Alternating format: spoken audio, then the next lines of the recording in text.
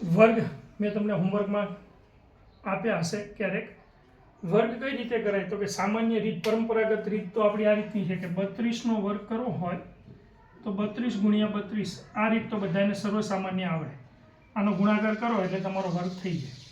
Ready? પણ અહીંયા હું તમને કેટલીક શોર્ટ ટ્રીક શીખવાડીશ કે જેના દ્વારા તમે વર્ગ સરળતાથી કરી શકો. આ તમારી રીતે કેલ્ક્યુલેશન કરીને કરજો, પણ મારી રીતે કઈ રીતે થાય. જેનો એકમનો અંક 5 હોય, પાછળ જુઓ બધા મેં એવા એક્ઝામ્પલ લીધા કે જેનો એકમનો અંક 5 છે, તો જેનો એકમનો અંક 5 હોય એનો વર્ગ સરળતાથી થઈ જાય.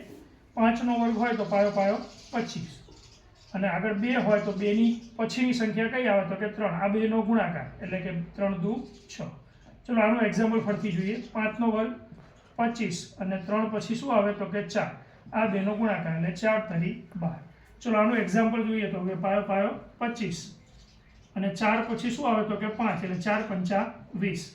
5 પાયો પાયો 25 અને 5 પછી શું આવે તો કે 6 એટલે 5 6 30. તો આ રીતે પણ તમે ફક્ત અને ફક્ત એકમનો અંક 5 હોય તેવી સંખ્યાને આ રીતે સીધો વર્ગ કરી શકો. ચલો એ સિવાય બીજી કોઈ ટ્રીક તો કે હા, 1 થી 50 સુધી હોય તો તમારે ખાસ યાદ રાખવાનું કે એને 25ની વાત યાદ રાખવાની. 25 અને 50થી મોટી સંખ્યા હોય એટલે કે 100 સુધીની હોય. પણ જનરલી શું હોય તો કે અમુક સંખ્યાઓનો વર્ગ તો તમે મનમાં કરી શકો, જેમ કે જેની પાછળ 0 આવતો હોય, જેની પાછળ 5 આવતા હોય. પછી 1 થી 30 સંખ્યાનો વર્ગ તો તમે તૈયાર કરી લેશો એટલે વધી ગઈ તો કે 31 થી લઈ અને 50 સુધીની સંખ્યા છે એમાં એના વર્ગ કરવાના થાય. એક્ઝામ્પલ તરીકે આ 12નો વર્ગ કરવો હોય તો તમને 32નો વર્ગ કરવો હોય તો એના માટે તમને 1 થી 20 સુધીના વર્ગ તો મનમાં આવડવો જ જોઈએ, તો જ આ શોર્ટ ટ્રીક કામ કરે. તેમ છતાં ચલો જોઈએ કંઈક મોટી સંખ્યાઓ જોઈએ, જેમ કે 1 થી 50 છે તો આપણે 41 થી લઈ અને 49 સુધીની સંખ્યાનો વર્ગ કઈ રીતે શોર્ટ ટ્રીકમાં કરી શકાય જોઈએ. જેમ કે 49નો વર્ગ કરવો હોય તો ગુણાકાર કરવામાં સમય લાગે, તો સીધો કઈ રીતે કરી શકાય તો કે 49 એ 50 થી કેટલી દૂર છે તો કે 1 દૂર છે. તો પહેલાં તો જુઓ કે આ 49નો વર્ગ કરવો હોય તો એ 50 થી કેટલી દૂર છે 1 દૂર છે. એનો મતલબ કે અહીંયા આપણે શું લેવાનું તો કે અહીંયા 1નો વર્ગ લેવાનો. શું લેવાનો? 1નો વર્ગ. 1નો વર્ગ શું થાય 1. પણ ખાસ યાદ રાખજો 2 ડિજિટમાં સંખ્યા બનવી જોઈએ. જો 2 ડિજિટમાં ન હોય તો આગળ 0 લગાવી દેવાનું. અને આગળના 2 અંક કયા લેવાના તો કે 25માંથી આ જે તમે જેનો એક અંક ઓછો હતો તો એ એક અંક બાદ કરવાનો એટલે કેટલા થાય 24. તો આગળના 2 અંક કયા હોય 24. તો 49નો વર્ગ તમે રફકામમાં કરો અથવા કેલ્ક્યુલેટરમાં કરશો તો 2401 આવશે. ચલો હજુ વધારે સારી રીતે સમજવા 48નો વર્ગ કરીને જોઈએ. ચલો 48 એ 50 થી કેટલો દૂર છે? 50 થી 48 કેટલો અંક દૂર છે તો કે 2. તો 2નો વર્ગ મનમાં કરતા ભાવે તો 2નો વર્ગ કેટલો થાય 4. અને મેં કીધું તો 2 ડિજિટ ના હોય તો 0 લગાવવાનો.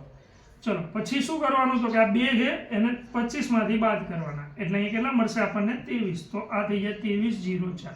એ રીતે 47નો વર્ગ મનમાં સીધો કરવો હોય તો હવે તો મનમાંય કરી શકો કે ભાઈ 47 50 થી 3 દૂર છે એટલે 3 તરી 9 અને 3 બાદ કરો 25માંથી 3 જાય તો કેટલા વધે 22. તો આ રીતે તમે 41 થી 49ની સંખ્યાનો વર્ગ સરળતાથી શોધી શકો. ચલો એ જ રીતે 100 સુધી એટલે કે તમારે 99 98 97 આવી મોટી મોટી રકમના વર્ગ કરવો હોય, જનરલી 50 પછીની સંખ્યા હોય 51 52 53 કે એવી, તો એ કરવા માટે આ ટ્રીક ચાલી જશે. જોઈ આમાં પ્લસ કરીને, બરાબર, જેમ અહીંયા માઇનસ કરતા હતા એની જગ્યાએ પ્લસ કરીને ચાલી જશે.